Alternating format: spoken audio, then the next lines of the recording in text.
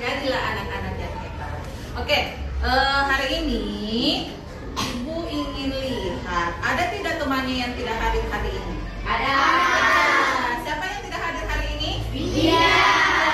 Ada yang tahu temannya tidak hadir karena apa? Sakit.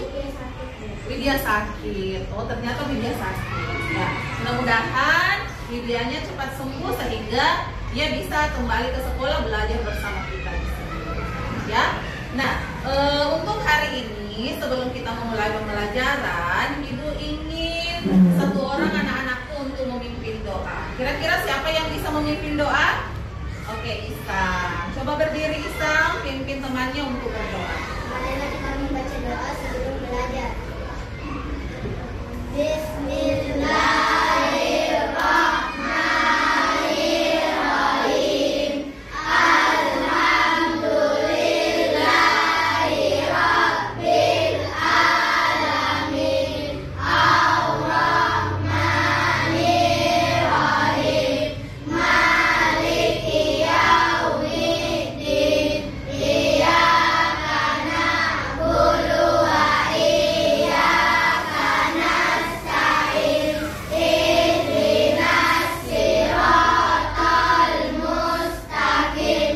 Siratal ladzina an'amta 'alaihim ghairil maghdubi 'alaihim waladdallin.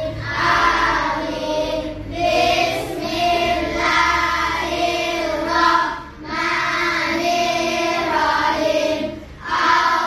Allahumma inni as'aluka ilman nafi'an wa rizqan thayyiban wa amalan mutaqabbalan. Amin. Oke, jadi tadi kita sudah berdoa, berarti anak-anakku semua sudah siap untuk mengikuti pembelajaran pada hari ini. Tetapi sebelum kita lanjutkan lebih jauh proses pembelajaran kita pada hari ini, Ibu ingin kita tepuk semangat dulu. Kenapa? Supaya tidak ada lagi yang loyo-loyo sebelum masuk kepada pembelajaran. Oke, 1, 2, 3, tepuk semangat.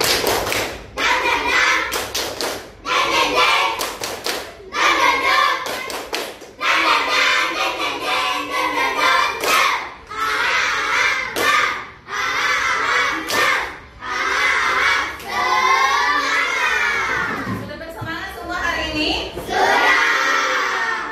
Oke. Jadi untuk hari ini pada pembelajaran coding dan kecerdasan artifisial, kita akan membahas tentang materi berpikir komputasional pada aspek pengenalan pola.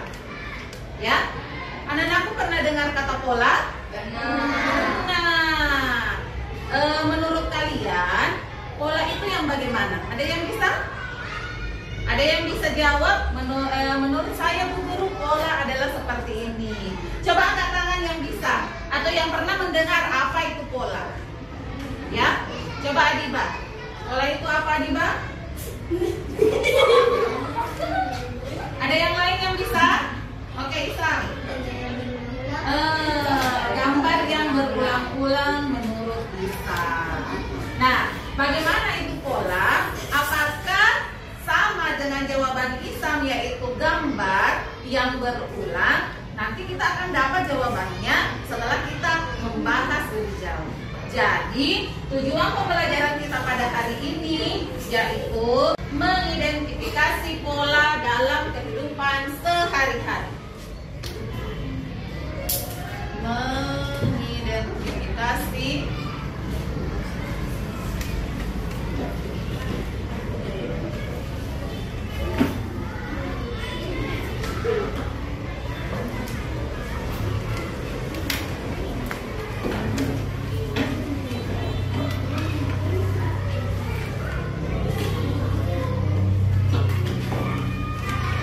Jadi sesuai dengan tujuan pembelajaran kita yang Ibu sudah tuliskan di atas, yaitu mengidentifikasi pola dalam kehidupan sehari-hari. Jadi Ibu berharap di akhir pembelajaran ataupun setelah anak-anak pun nanti mempelajari materi ini, kalian bisa mengidentifikasi pola itu yang kalian temui dalam kehidupan sehari-hari, atau kalian bisa menyelesaikan suatu permasalahan di mana permasalahan tersebut melibatkan pola di dalamnya. Ya, untuk lebih jauh mengenal pola, Ibu akan memperlihatkan video. Ya, Ibu akan memperlihatkan video di mana video tersebut berisi penjelasan tentang apa definisi dari pengertian atau pengertian dari berpikir komputasional, termasuk pengenalan pola yang ada di dalamnya. Bagaimana? Ada yang penasaran lihat videonya? Iya, semuanya semangat melihat video. Kenapa? Karena di dalam video itu ada pelajaran yang bisa anak-anak ambil. Ya.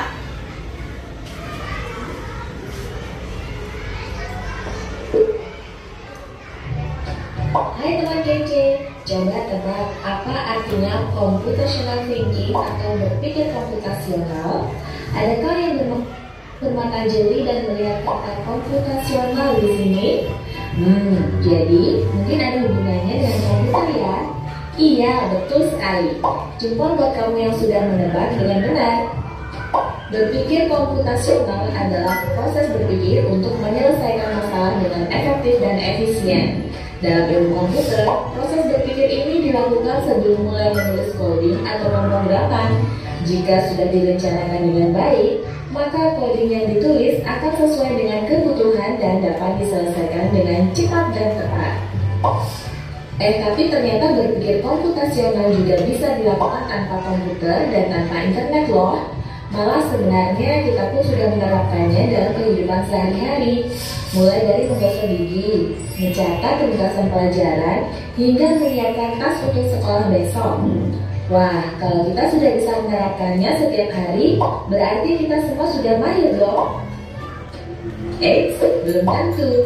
Contoh-contoh tadi kan menerapkan berpikir komputasional pada masalah yang sederhana. Masih banyak nih masalah yang lebih kompleks, seperti misalnya mengatur keuangan bulanan, apa yang harus dilakukan kalau kamu tersesat di tempat baru, hingga memilih jurusan dan karir. Lalu yang lebih penting lagi, ketika kamu dewasa nanti, kamu akan menghadapi era industri 4 dan bahkan 5. Di sini kamu perlu kecakapan untuk memanfaatkan dunia digital, mulai dari mencari dan memilah informasi yang kamu perlukan, hingga menggunakan informasi itu untuk membuat keputusan penting dalam hidupmu. Menghadapi masalah kompleks kehidupan di masa sekarang dan masa depan ini mirip seperti merencanakan coding yang sudah dibahas sebelumnya. Kuncinya adalah memahami masalah dengan tuntas dan mencari cara menyelesaikan yang efektif dan efisien. Nah, kalau begitu, bagaimana agar kita bisa berpikir komputasional? Sekarang kita bahas ya 4 landasan dari berpikir komputasional. Yang pertama, dekomposisi. Dekomposisi artinya membagi masalah kompleks ke bagian yang lebih kecil agar mudah diselesaikan. Misalnya kamu ditunjuk jadi ketua panitia lomba 17-an.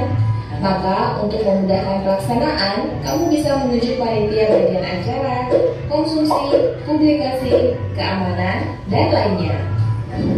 Yang kedua, pengenalan pola. Artinya mencari kesamaan dan pola di antara bagian-bagian masalah kompleks yang sudah dipecah.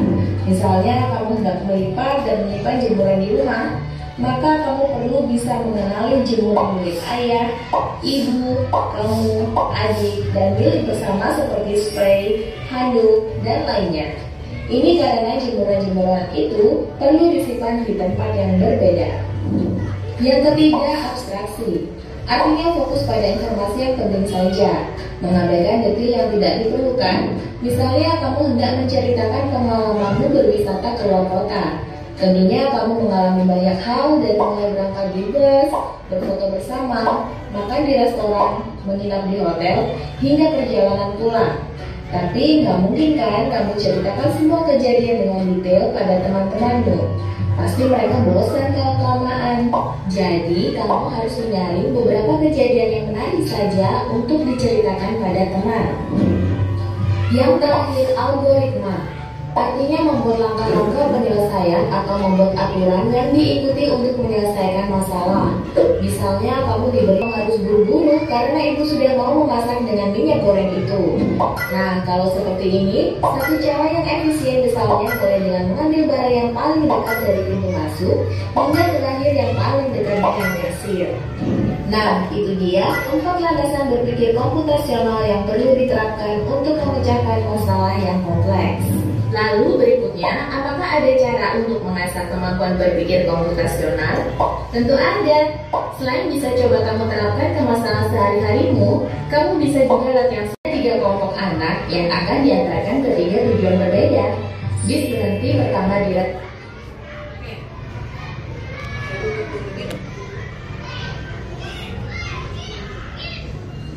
Jadi itulah tadi video yang ibu tampilkan, pengenalan kalian terhadap berpikir komputasional khusus pada sekolah.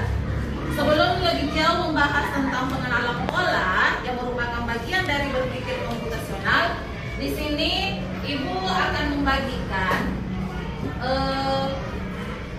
lembaran-lembaran di mana lembaran ini berisi tentang pola, ya. Di sini kalian mengisi kotak yang kosong di bawah sesuai dengan petunjuk yang ada pada gambar. Jadi ini adalah asesmen awal yang akan ibu berikan, di mana hasil dari asesmen ini akan ibu analisis dan dijadikan acuan dalam pemberian tugas pada asesmen akhir nanti. Jadi silakan anak-anakku kerjakan asesmen awal ini, kemudian sebentar dikumpulkan kepada ibu. Ibu berikan waktu 5 menit cukup kira-kira untuk mengerjakan asesmen awal ini. Bisa? Bisa atau tidak? Bisa lah ya, bisakan. Jadi kita harus terbiasa untuk mengerjakan sesuatu dengan baik dan tepat waktu. Jadi ibu berharap dengan memberikan 5 menit waktu untuk mengerjakan asesmen awal kita ini, ibu bisa mengetahui bagaimana pemahaman awal anak-anakku tentang pengenalan pola ini, ya. Oke, ibu bagikan 2.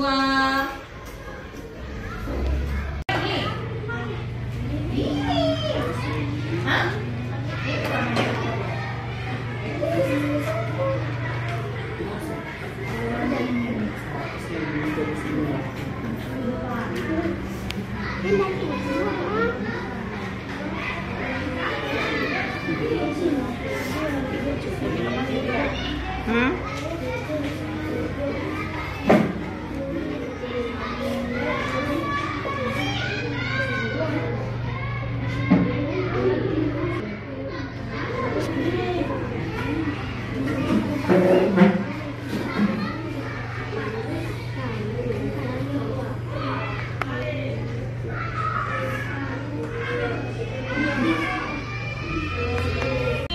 Kalian sudah sedikit memahami ya.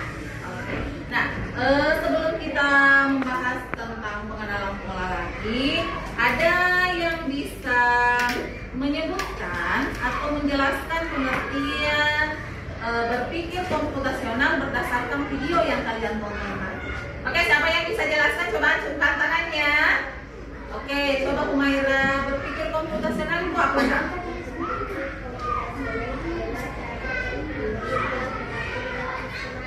Betul. Bagaimana jawabannya Humaira? Betul. Jadi tadi Humaira menjawab bahwa berpikir komputasional itu adalah berpikir yang bagaimana sayang? Iya, yang teratur dan sistematis. Yang namanya teratur itu berarti tidak terbolak-balik, harus teratur. Kalau misalnya angka yang diurut harus 1, 2, 3, 4. Ya, teratur dan sistematis, bukan 4, 2, 1, 3. Itu namanya tidak sistem. Ya. Nah, pada layar atau di depan pada papan tulis, anak-anak bisa melihat bahwa ada 4 aspek yang termasuk dalam berpikir komputasional. Yang pertama ada dekomposisi seperti yang dijelaskan tadi pada video. Nah, hari ini yang mau kita bahas itu adalah aspek yang ketiga adalah pengenalan pola.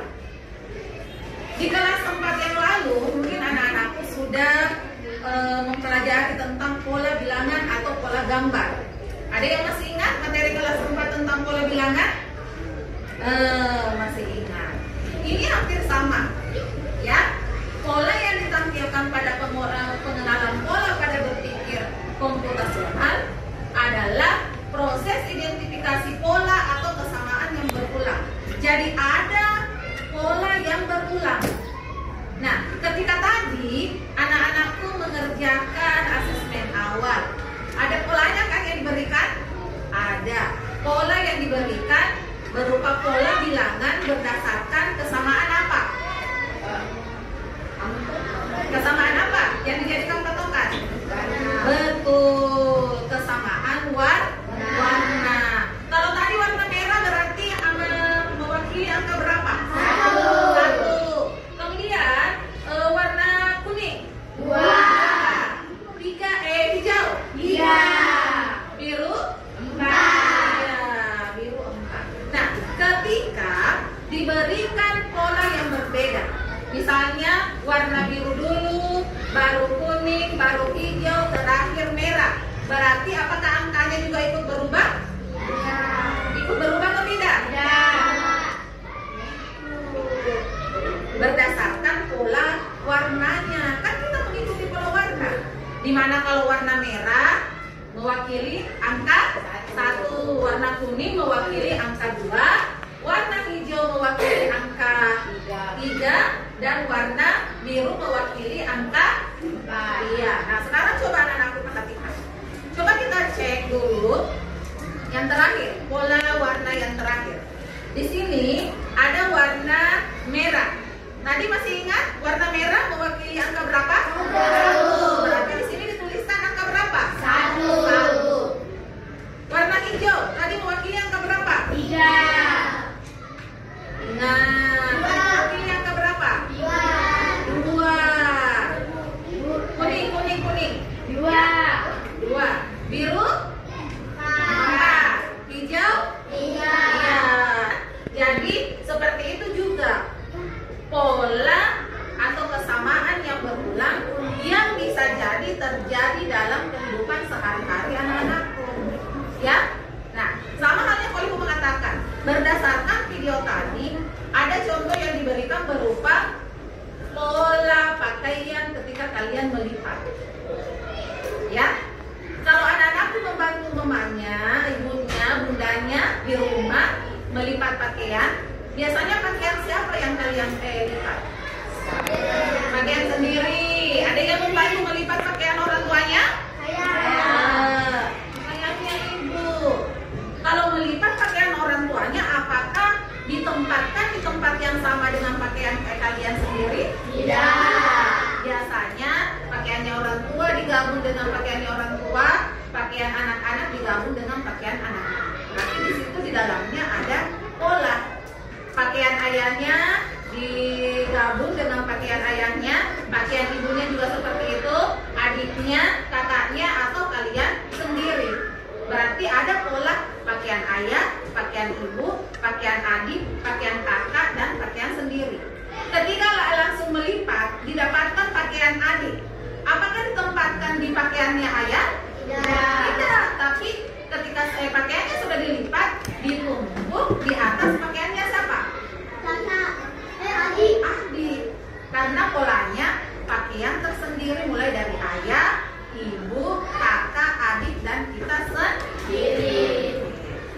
Sama halnya dengan pagar pojok baca yang ada di sudut belakang. Anak-anakku bisa memperhatikan. Pada pagarnya itu dicat tidak? Menggunakan warna apa? Menggunakan warna apa? Jadi ada pola yang berulang berdasarkan warna catnya. Ya? Bisa kira-kira dipahami? Bisa. Nah,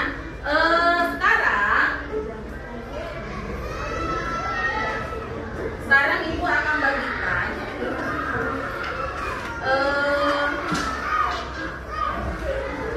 belok APD yang bisa dikerjakan secara berkelompok, ya. Jadi bisa ditulis nama kelompoknya, ya, kelompok 1, kelompok 2, kelompok 3, kelompok 4. Nah, bagaimana cara pengerjaan LKPD ini? Anak-anakku bisa dulu memperhatikan penjelasannya, ya.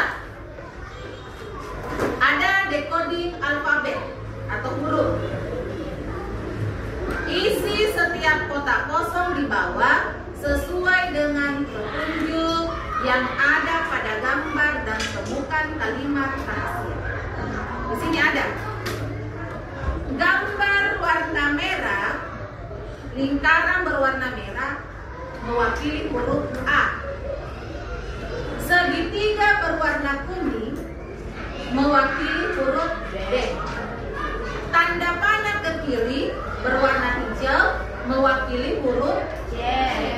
Tanda panah ke arah kanan mewakili huruf D. Segi 4 berwarna merah mewakili huruf E sampai dengan lingkaran berwarna hijau mewakili huruf Z. Nah, Ibu akan membagikan LKPD-nya. Silakan diperhatikan contohnya dan temukan huruf-huruf yang tersembunyi berdasarkan pola gambar. Bisa kira-kira? Ibu bagikan 1 kelompok, 1 LKPD. Silakan dikerjakan bersama kelompoknya. Silakan berdiskusi dengan kelompoknya supaya anak-anakku bisa bertukar pikiran dengan anggota kelompoknya masing-masing.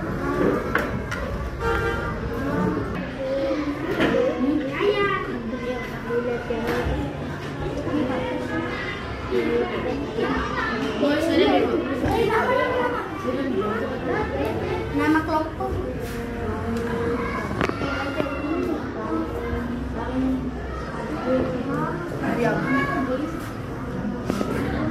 Jawabannya? Iya, yang dibaca adalah jawabannya. Sama semua. Tapi hanya 1 orang 1 kelompok yang maju, ya. Artinya perwakilan tiap kelompok yang maju untuk membacakan hasil kerja kelompoknya. Sudah? Oke, coba duduk duluan Ibu ya. Coba yang lain tenang. Bagaimana, semua kelompok sudah selesai? Sudah. Oke, kita mulai dari kelompok 1. Silakan maju perwakilannya untuk membacakan kata apa yang anak-anak temukan berdasarkan LKPD yang sudah kalian selesaikan. Oke, coba dibaca. Ini perwakilan kelompok 1, ya. Coba depan sedikit. Coba dibaca, Nak. Ayah hebat, ayah tangguh, ibu baik, ibu penyayang. Ya, berikan dulu aplaus untuk kelompok 1. Mana perwakilan kelompok 2? Ada kata yang kalian temukan.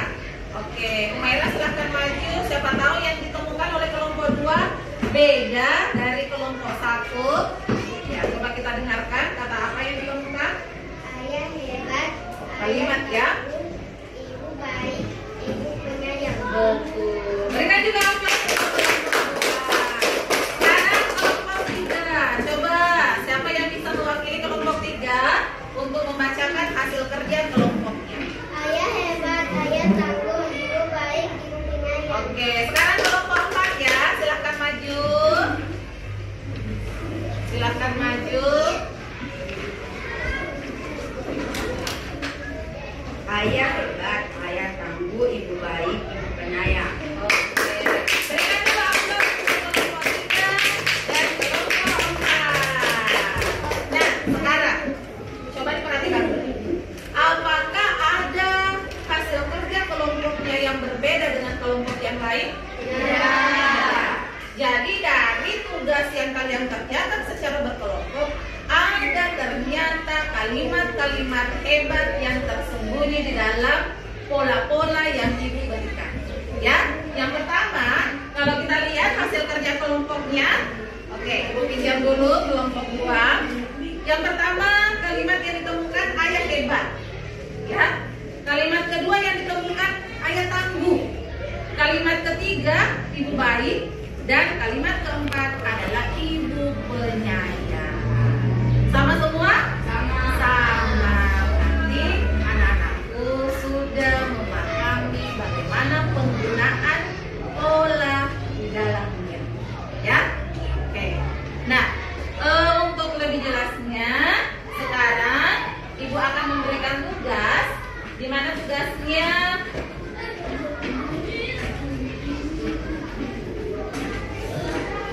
Tugasnya dikerjakan secara individu, ya. Pembelajaran berdiferensiasi. Hijau. Iya, hijau. Coba berikan warna sesuai dengan pola warnanya.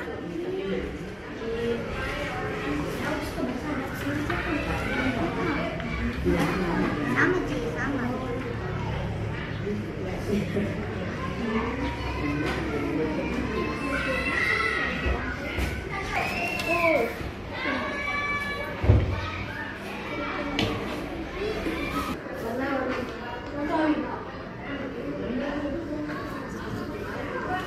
Selesai? Ya. Oke, Ibu minta Ismi untuk mengumpulkan tugas dari teman-temannya ya, semuanya. Silakan dikumpul. Coba yang ini di sini kuning lagi sesuai dengan polanya. Mana warna kuning di sini? Nabil. Warna kuning. Kalau sudah warna kuning, warna apa lagi? Coba lihat, sudah kuning, apa lagi? Hijau ya. Oke, silahkan.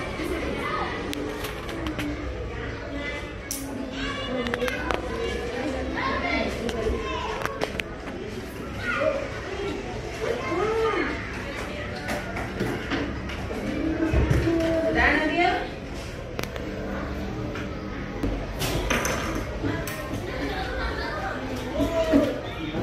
Ya, jadi Ibu sudah mengumpulkan tugasnya. Ibu juga sudah memeriksa bagaimana jawabannya anak-anakku semua.